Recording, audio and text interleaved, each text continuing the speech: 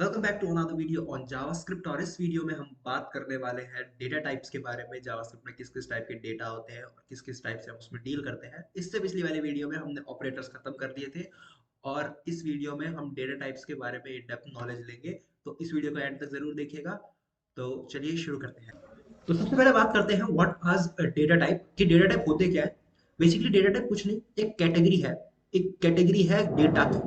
मतलब कि या तो भाई हमारा डेटा स्ट्रिंग हो सकता है या हमारा डेटा नंबर हो सकता है। ठीक है, तो उस बेसिस पे, उस डेटा टाइप के बेसिस पे हमें ये पता चलता है कि हम इस डेटा पर क्या ऑपरेशन परफॉर्म कर सकते हैं, क्या क्या ऑपरेशन परफॉर्म कर सकते हैं। ठीक है, सपोज दैट मैं एग्जांपल देता हूँ आपको। तो देखिए, यहाँ पे मैंने बोला कि मेरे पास है एक एस डी, एक स्ट्रिंग है। एस डी एफ एक स्ट्रिंग है। ठीक है। हम क्या ये बात ध्यान रखनी है कि जो स्ट्रिंग है जावास्क्रिप्ट में या किसी भी लैंग्वेज में, उसको हम डबल कोट्स या फिर सिंगल कोट्स के अंदर लिखते हैं।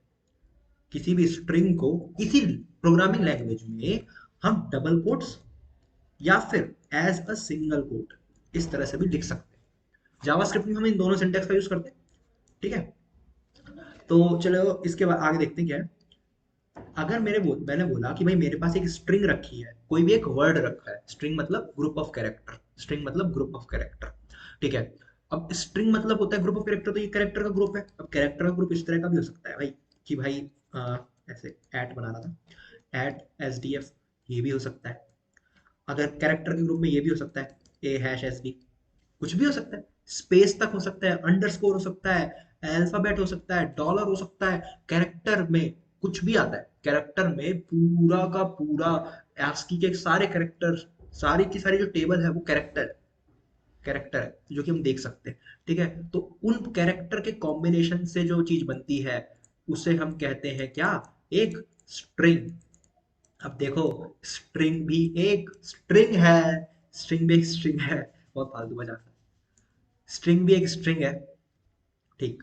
तो अब क्या होता है कि इस डेटा टाइप पे, मतलब कि एक स्ट्रिंग पे या फिर एक वर्ड पे, आप एज अ वर्ड समझ लो इसको।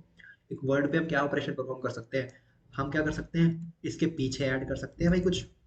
हमने बोला कि हमारे पास एक स्ट्रिंग है जी एच, एक स्ट्रिंग है ए एस डी एफ। इन दोनों को हमने ऐड कर दिया तो हमारे पास जो आंसर आएगा वो आएगा ए S D F G H. तो हमने इसके पीछे क्या हो गया, अपेंड कर दिया। तो इसी चीज को हम कहते हैं कॉन्कैटिनेशन। इसी चीज को हम क्या कहते हैं, कॉन्कैटिनेशन कहते हैं। Adding a string to another string is called nothing but concatenation. तो इसके ऊपर हम कॉन्कैटिनेशन कर सकते हैं। वहीं पे अगर मेरे पास जो डेटा टाइप है वो है नंबर, हमारे पास कोई इंटीजर है, डेसिमल है, तो उस पे हम ऑपरेशन परफॉर्म कर सकते हैं प्लस। यहाँ पे भी हमने प्लस ऑपरेशन परफॉर्म किया, यहाँ पे भी हमने प्लस ऑपरेशन परफॉर्म किया, यहाँ पे भी हमने प्लस ऑपरेशन परफॉर्म किया, और यहाँ पे भी हमने प्लस ऑपरेशन परफॉर्म किया। तो इसका मतलब क्या हुआ, ये दोनों चीज सेम आनी चाहिए? नहीं। अगर ये डेटा टाइप सेम है, अगर इनका डेटा टाइप सेम है तो आंसर बिल्कुल भले ही बिल्कुल सेम आएगा, कॉन्केटिनेशन हो जाएगा। लेकिन अगर डेटा टाइप अगर अलग है तो आंसर बिल्कुल ही अलग हो जाएगा। आंसर आ जाएगा 4। इनका एडिशन हो जाएगा। तो डिपेंड करता है क्या, हर चीज डिपेंड करती है किस पे, डेटा टाइप पे।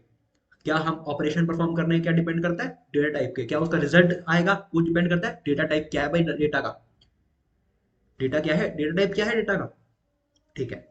हमें डेटा टाइप बताता है कि हम क्या ऑपरेशन परफॉर्म कर सकते हैं, क्या रिजल्ट आएगा। ये सब चीजें हम क्या बताता है, डेटा टाइप बताता है। तो हमारे पास जावास्क्रिप्ट में 8 टाइप के डेटा टाइप होते हैं। 8 डेटा टाइप होते हैं, 8 डेटा की कैटेगरीज होती है। 8 डेटा की कैटेगरी होती है। पहला string, number, boolean, big int, undefined, null, symbol, object. Object के अंदर 3 होता है, एरे, डेट और ऑब्जेक्ट। अब इनको एक एक करके समझते हैं। मैंने आपको बताया स्ट्रिंग क्या होती है। स्ट्रिंग क्या होती है, group of character. Group of character क्या होती है, nothing but string. String is nothing but group of character. ठीक है। अब स्ट्रिंग कैसी हो सकती है, कैसी दिखती है स्ट्रिंग, कैसी भी हो सकती है। A S D F, dollar, hash tag, at, 1 2 3, इन, कुछ भी, कुछ भी स्ट्रिंग हो सकता है। कुछ भी, जितने आपको कीबोर्ड पे कैरेक्टर दिख रहे हैं ना, जिनको आप टाइप कर सकते हो और स्क्रीन पे दिखा सकते हो, उन सबको मिला दो तब भी स्ट्रिंग बन जाएगी। तब भी स्ट्रिंग बन जाएगी। तो string is the most used data type. String is the most used data type. हम नंबर को भी स्ट्रिंग से डिनोट कर सकते हैं। ठीक है, हम नंबर को भी स्ट्रिंग से डिनोट कर सकते हैं। भाई ये लिख दिया 12, हमने डबल कोट्स लगा दिए, बन गई स्ट्रिंग, बन गई स्ट्रिंग। अगर डबल कोट्स हटा दें तो ये था एक नंबर। इस पे ऑपरेशन अलग होंगे, इस पे ऑपरेशन अलग होंगे। मैंने डेटा टाइप नाम से फाइल बना दी, उसको लिंक कर दिया, ठीक है। तो यहाँ पे देखिए, मैं आपको कंसोल लॉग करके दिखा, कंसोल लॉग 2 + 2, क्या आंसर आना चाहिए? 4 आ रहा है। वहीं अगर मैं इसका डेटा टाइप बना दूं एक स्ट्रिंग, डबल कोट या सिंगल कोट, मैंने बताया था डबल कोट या सिंगल कोट लगा दूं, तो मेरे पास आंसर आ जाएगा कॉन्केटिनेशन के बाद। कॉन्केटिनेशन के बाद क्या मिलती है? स्ट्रिंग मिलती है। तो क्या आ गया? 22। और ये 22 क्या है? नंबर नहीं है, ये भी एक स्ट्रिंग है, ये भी एक स्ट्रिंग है। इसको हम किस तरह से पता करते हैं कि भाई जो हमारा डेटा का टाइप है क्या, हमें पता कैसे चले? उसके लिए हमारे पास, मैंने पिछली वीडियो में बताया था क्या होता है, टाइप ऑफ ऑपरेटर। देखिए यहाँ पे क्या दे दिया इसने? एक स्ट्रिंग दे दिया। वहीं अगर मैं इस चीज को क्या कर दूं, बोल दूं 2, तो क्या आंसर आ गया? एक नंबर आंसर आ गया। क्यों? कि 2 + 2 4 होता है। 4 मतलब कि number plus number give rise to number, है ना? Number plus number give rise to number. String plus string give rise to string. ये बहुत ही इंपॉर्टेंट चीज है ध्यान रखने की। वहीं अगर मैं बोलता हूं नंबर प्लस स्ट्रिंग, या फिर string plus number give rise to string, ये ध्यान रखने की बात है। ये तीनों जो पॉइंट है ये बहुत इंपॉर्टेंट पॉइंट है, ध्यान रखने के पॉइंट है कि भाई जो नंबर है उन दोनों को ऐड करके एक नंबर मिलेगा, स्ट्रिंग को ऐड करके स्ट्रिंग मिलेगी, नंबर और स्ट्रिंग को ऐड करके भी स्ट्रिंग मिलेगी, नंबर और स्ट्रिंग को ऐड करके भी स्ट्रिंग मिलेगी, ठीक है। ये चीज है। अगर मैं बोलता हूँ कि भाई console dot log ASDF plus कुछ भी लिख सकते हो स्ट्रिंग में, मैंने यहाँ पे बोल दिया एस्ट्रिक डॉलर कुछ भी लिख दिया, क्या आंसर आना चाहिए? इनको कॉन्केटिनेशन आ जाना चाहिए, इनका क्या होता है? ये कॉन्केटिनेशन आ जाना चाहिए, तो ये कॉन्केटिनेट हो गया। एक नंबर भी एक स्ट्रिंग है। अब मैंने बोला, ये चीज तो ठीक है, अब मैंने बोला कि कि मेरे पास एक नंबर और स्ट्रिंग को ऐड कर दूं तो मेरे को क्या मिलेगा? नंबर और स्ट्रिंग को ऐड करने पे क्या मिलेगा? ये देखिए क्या मिल रहा है, एक स्ट्रिंग मिल रही है, एक स्ट्रिंग मिल रही है, और स्ट्रिंग पे क्या ऑपरेशन होता है? कॉन्केटेनेशन का ऑपरेशन होता है, ठीक है। तो जब भी हम किसी नंबर को स्ट्रिंग के साथ ऐड करते हैं तो नंबर जो है स्ट्रिंग में कन्वर्ट हो जाता है और फिर स्ट्रिंग दे देता है, नंबर जो है स्ट्रिंग में कन्वर्ट हो जाता है और स्ट्रिंग दे देता है। अब एक चीज यहाँ देखने की बात है, मैं यहाँ पे बोलता हूँ 4 + 5, 4 + 3 प्लस ये जो भी स्ट्रिंग लिखी है वो, तो इसका आंसर क्या आना चाहिए? आप अब बेसिकली हमने ये ऑपरेशन परफॉर्म किया था, हमारे पास कॉन्केटिनेशन हुआ था, तो आंसर आना चाहिए 4 थी और उसके बाद वो स्ट्रिंग। पर ऐसा नहीं होता है। होता क्या है, जावास्क्रिप्ट में हम हमेशा लेफ्ट से राइट की तरफ मूव करते हैं। किधर से? लेफ्ट से राइट की तरफ मूव करते हैं। मैंने बोला क्या? 4 + 3 + x y z कुछ भी स्ट्रिंग है। यहाँ जावास्क्रिप्ट में हम लेफ्ट से राइट की तरफ मूव करते हैं, किससे? एल से आर की तरफ। तो लेफ्ट में हमें मिला नंबर, एक पहला नंबर मिला, फिर हमें एक नंबर मिला। अब नंबर और नंबर में जो ऑपरेशन होता है वो तो होता है एडिशन का, नंबर और नंबर में ऑपरेशन जो होता है वो होता है एडिशन का, तो इन दोनों का सम क्या आ जाएगा? 7, है ना? अब इससे जो ये हो गया नंबर, अब ये हमें, हम यहाँ वापस मूव करें तो हमें मिली एक स्ट्रिंग, हमें, हमारे पास था एक नंबर, हमें मिली एक स्ट्रिंग, तो अब हमें नंबर को स्ट्रिंग में कन्वर्ट करना पड़ेगा। अब हमें नंबर को एक स्ट्रिंग में कन्वर्ट करना पड़ेगा, तो क्या आंसर आ गया? 7, सॉरी 7 x y z। एक स्ट्रिंग इस तरह की मिलती है, तो यहाँ पे देखिए कंसोल में 7 और ये स्ट्रिंग इस तरह का हो गया। तो मेरे पास ध्यान रखने की बात यह है कि अगर मैं किसी भी किसी भी किसी भी स्टेटमेंट को पढ़ता हूँ जावास्क्रिप्ट में, तो लेफ्ट से राइट की तरफ पढ़ते हैं। पहले लेफ्ट वाले ऑपरेशन परफॉर्म होंगे, लेफ्ट वाले डेटा टाइप कंसिडर होंगे, फिर राइट वाले डेटा टाइप कंसिडर होंगे, फिर राइट वाले डेटा टाइप कंसिडर होंगे। देखिए जैसे कि मैं बोलता हूँ where x = 3 + 4, 3 + 3, चलो ठीक है 3 + 3, आंसर आना चाहिए, आंसर आना चाहिए क्या? 6 आ गया। मैं बोलता हूँ प्लस में ASDF, आंसर आ गया 6 ASDF। ठीक है, तो ये समझ में आया कि राइट से लेफ्ट से राइट की तरफ जाते हैं, लेफ्ट से राइट की तरफ जाते हैं, ठीक है। ये बात हो गई हमारी इसमें। अब बात करते हैं, नंबर्स की बात कर ली और स्ट्रिंग्स की बात कर ली, तो मैं यहाँ टॉपिक डाल देता हूँ नंबर एंड स्ट्रिंग। ठीक है, वहीं अगर मैं बात करता हूँ बूलियन, बूलियन। अब मैंने बूलियन का पहले भी आपको बता दिया है, बूलियन क्या होता है। बूलियन मतलब ट्रू एंड फॉल्स। एंड वाला एंड नहीं, ट्रू मतलब कि लॉजिकल एंड नहीं, ट्रू या फिर फॉल्स। बूलियन ये माने, बूलियन ये होता है। ठीक है, मैं बोलता हूँ कंसोल लॉग ट्रू, तो ट्रू रिटर्न हो जाएगा यहाँ पे। देखिए ट्रू यहाँ पे प्रिंट हो गया, ट्रू प्रिंट हो गया यहाँ पे। तो ये होता है बुलियन। बुलियन डेटा टाइप मैंने आपको बता भी दिया था। इस पे हम क्या ऑपरेशन परफॉर्म कर सकते हैं, लॉजिकल ऑपरेशन परफॉर्म कर सकते हैं, जैसे कि पिछली वाली वीडियो में हमने देखा था, जो कि आई टैब में लिंक है। देखिए ट्रू एंड फॉल्स क्या देता है, हमेशा फॉल्स देता है, तो ये हमारे पास आंसर आ गया। चलिए ठीक है, चलिए बात करते हैं अनडिफाइंड के बारे में। देखिए अनडिफाइंड क्या होता है कि एक ऐसा डेटा टाइप है जो कि असाइन होता है उन वैल्यूज को, उन वेरिएबल्स को जिनमें कोई वैल्यू स्टोर नहीं होती है। अनडिफाइंड एक ऐसा डेटा टाइप है जिनमें कोई वैल्यू स्टोर नहीं होती है। तो अगर मैं यहाँ पे आपको दिखाऊं कि वैर टी बोला मैंने और बोला कंसोल डॉट लॉग टी, तो यहाँ देखिए अनडिफाइंड प्रिंट होता है। तो इसका मतलब ये हो गया कि हमने कोई वैल्यू टी को असाइन करी नहीं है भाई, हमने असाइन नहीं करी है, तो तुम्हारा डेटा टाइप जो होता है वो अनडिफाइंड होगा। वहीं अगर मैं बोल दूं टी इक्वल टू 90, तो यह 90 प्रिंट हो जाएगा, जो कि एक नंबर है। मतलब अब जो टी का जो डेटा टाइप है वो अनडिफाइंड से शिफ्ट हो गया किसमें, नंबर में। जो शिफ्ट हो गया नंबर में शिफ्ट हो गया। अब देखिए बात ऐसी है कि यहाँ पर अब मैं नल भी असाइन कर सकता हूँ, नल भी असाइन कर सकता हूँ। ठीक है, नल और अनडिफाइंड दो टाइप होते हैं, नल और अनडिफाइंड। बेसिकली जो नल है और अनडिफाइंड है, वो अनडिफाइंड जो होता है वो अनइनिशिएटेड वेरिएबल को देते हैं। नल जो होता है वो एक ऐसा डेटा टाइप है जो रिप्रेजेंट करता है कि आपके ऑब्जेक्ट के अंदर कोई वैल्यू तो नहीं है एज सच, भाई ट्रू नहीं है, फॉल्स नहीं है, लेकिन अगर आप उसको इफ कंडीशन में यूज करते हो ना, इफ कंडीशन में यूज करते हो ना, तो हम उसको फॉल्स मानेंगे। या फिर ऐसे मान लो कि आपके कोई ऑब्जेक्ट में या आपके डेटा में या आपके जो भी वेरिएबल है उसमें वैल्यू तो नहीं है, वैल्यू तो नहीं है, लेकिन वो एग्जिस्ट जरूर कर रहा है, वो एग्जिस्ट जरूर कर रहा है। तो यहाँ पे बोला भाई टी, हमने टी बोल दिया कि यहाँ पे अगर मैं नल को नॉट इक्वल टू हटा देता हूँ ये, तो ये बोला कि भाई अभी तक डिफाइन ही नहीं हुआ है टी, अभी तक डिफाइन ही नहीं हुआ है, तुमने सिर्फ डिक्लेयर किया है। यहाँ इसको क्या कहते हैं, डिक्लेरेशन, टी आई डिक्लेरेशन कहते हैं। और यहाँ पे हम इसको कहते हैं इनिशिएशन, मतलब इनिशियलाइज कर दिया या डिफाइन कर दिया। यहाँ पे ये स्टेटमेंट नहीं रखी तो हमने अनडिफाइंड है।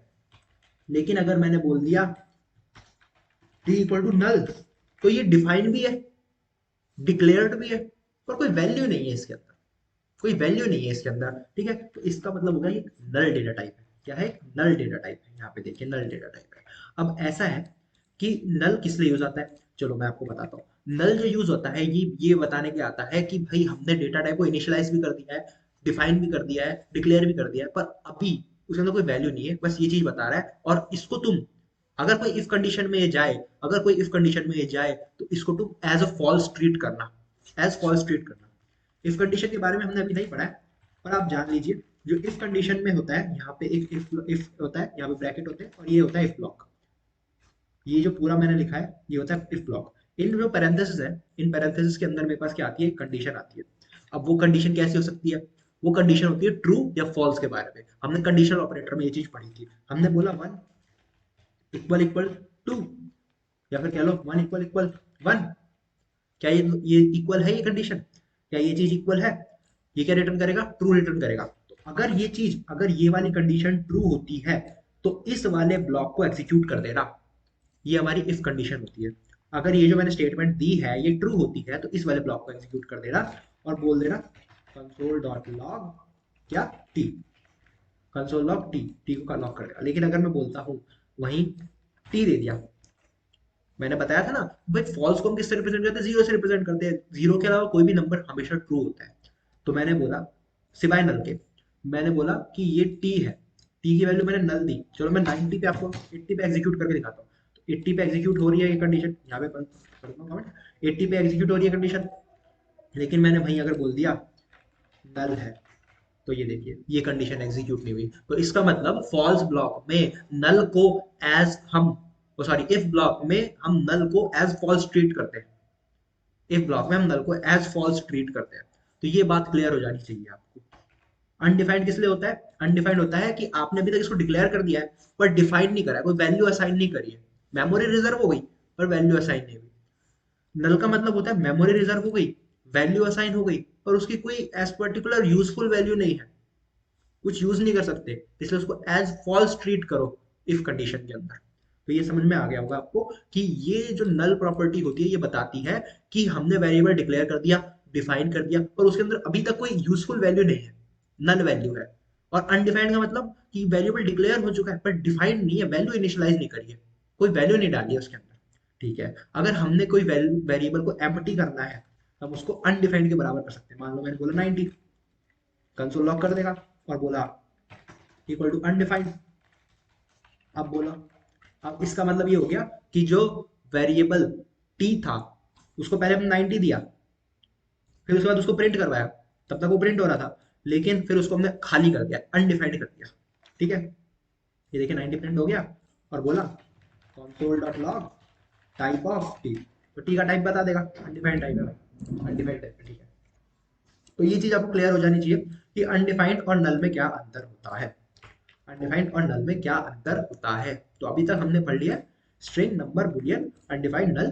ठीक है, अगला हमारा जो पार्ट है वो है सिंबल, ऑब्जेक्ट्स। सिंबल और सिंबल जो है वो इतना ज्यादा यूजफुल नहीं है। ठीक है, ऑब्जेक्ट्स के बारे में मैं आपको बताता हूँ, ऑब्जेक्ट्स क्या होते हैं। Objects are very useful in JavaScript. Object बहुत यूजफुल होते हैं।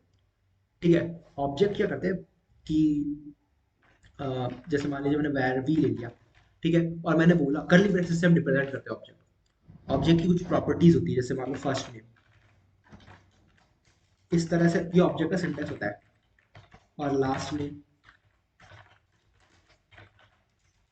लास्ट नेम, ये कर दिया। तो ये ऑब्जेक्ट का सिंटेक्स होता है। तो ये जो भी कर्ली ब्रेसेस के बीच में लिखा हुआ है इसे हम कहते हैं ऑब्जेक्ट। ये वाला जो पार्ट है, ये वाला पार्ट, फर्स्ट नेम और लास्ट नेम, ये दोनों वर्ड्स जो है इन्हें हम कहते हैं की, और इनको कहते हैं इनकी वैल्यू, इनको कहती है इसकी वैल्यू।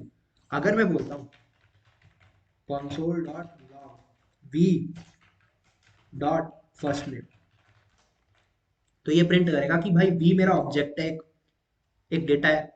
ठीक है, उसके अंदर कुछ एट्रीब्यूट्स है, इनको इस पूरे को हम क्या कहते हैं, एट्रीब्यूट कहते हैं। इस पूरे को हम कहते हैं एट्रीब्यूट कहते हैं। तो v जो हमारा है वो एक ऑब्जेक्ट है, उसका फर्स्ट नेम वाला एट्रीब्यूट की वैल्यू क्या है ये रिटर्न करेगा, रिटर्न करेगा। तो ये बोलता है कि भाई ठीक है मैं दे देता हूँ, तो ये देखिए इसका नाम है आर्यन, तो इसका जो फर्स्ट नेम है वो है आर्यन। ठीक है, मैं आपको थोड़ा और क्लियर करने के लिए यहाँ पे बताता हूँ। सपोज आपके पास एक वेरिएबल है v, ठीक है, वो एक ऑब्जेक्ट है। ऑब्जेक्ट का बनता है, ये ऑब्जेक्ट का सिंटेक्स होता है, जैसे नंबर होता है 2 3 4, ऑब्जेक्ट होता है ये, इसे हम कहेंगे एम्प्टी ऑब्जेक्ट। इसे अभी हम कहेंगे एम्प्टी ऑब्जेक्ट, एम्प्टी ऑब्जेक्ट। ठीक है, जब तक इसके अंदर कोई एट्रीब्यूट नहीं होता तो इसे मैं एम्प्टी ऑब्जेक्ट कहेंगे। मैंने बोला v के अंदर दो ऑब्जेक्ट है, फर्स्ट नेम जो कि कुछ है, यहाँ पे जो कि कुछ है, और एक लास्ट नेम जो कि कुछ है, खत्म कर दो, ये हो गया। फर्स्ट नेम जो कि कुछ है और लास्ट नेम जो कि कुछ है, तो ये इसके क्या हो गए, एट्रीब्यूट्स हो गए। अब ऐसे हम कुछ भी स्टोर करा सकते हैं ऑब्जेक्ट के अंदर। देखिए यहाँ पे जैसे मैंने स्ट्रिंग स्टोर कराई है, मैं बोल सकता हूँ, मैं एक ऑब्जेक्ट की क्या कर सकता हूँ, एज स्टोर करा सकता हूँ 20। ठीक है, ऑब्जेक्ट के अंदर कुछ भी स्टोर करा सकते हैं। ये होता है ऑब्जेक्ट की एज हो गई। ठीक है, ऑब्जेक्ट हमारा कौन सा हो गया, वी हो गया, जो कि ये है पूरा का पूरा, और इसकी जो एट्रीब्यूट्स हो गए। ऑब्जेक्ट की रियल वर्ल्ड को रिप्रेजेंट करता है, कि मान लो ये वी हमारा एक पर्सन है, वी की जगह हम मान लिख के हम लिख देते पर्सन। ऑब्जेक्ट एक रियल वर्ल्ड को शो कर सकता है, रियल वर्ल्ड एंटिटी को शो कर सकता है कि उसका नाम ये है, लास्ट नेम ये है, ठीक है, एज 20 है, ये रिप्रेजेंट कर सकता है।